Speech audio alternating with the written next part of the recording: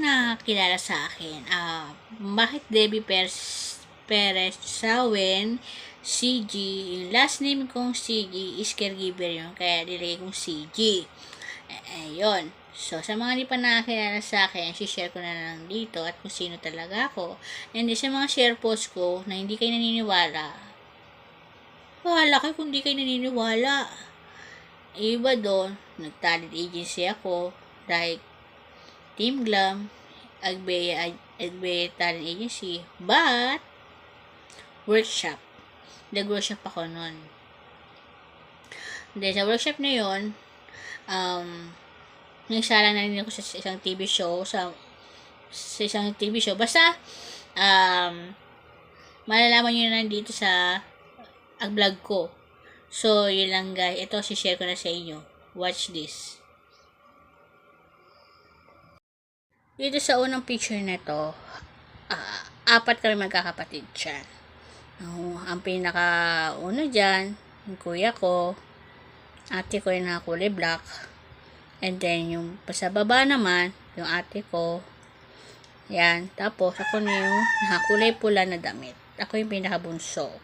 Then yung sa baba din, yung sa pangalan sa baba, ang nanay tatay ko yun. Then yung sa baba ng picture is pamangkin ko yun. Graduate ako ng high school since in Pangulo National High School. Ayan, nakikita na naman po yung sa picture. Then, meron kaming class picture after graduation. 2017, nag-join ako sa isang acting workshop at dito ako pinagtulakan ng aking tatay na mag-artista. Yun nga, ang pinakauna kong series is Maalaala Mo Kaya, at doon na unang sinalang ng isa kong management.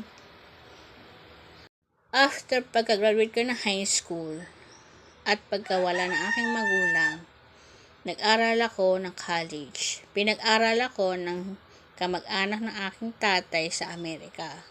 Dito ako pinag-aral ng college sa Pilipinas. Nag-aral ako ng healthcare course, assessment ako, OJT, hanggang sa makagraduate ako ng college. 2020 ako nagsimula mag-upload ng video.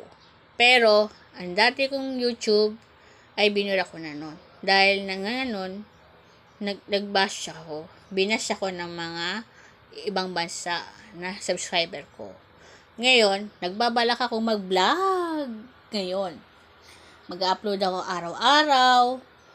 Yan ang pinapakiusap niya sa akin. Mag-vlog ako. Ang dami nagpo-push sa akin yan. Ate ko, mga kapatid ko, yung kamag-anak ko sa Amerika, at mga kaibigan ko. So, pupush ko na. Ayan ang kahilingan nyo. Mag-vlog ako, araw-araw, mag-upload ako. So, ayun lang.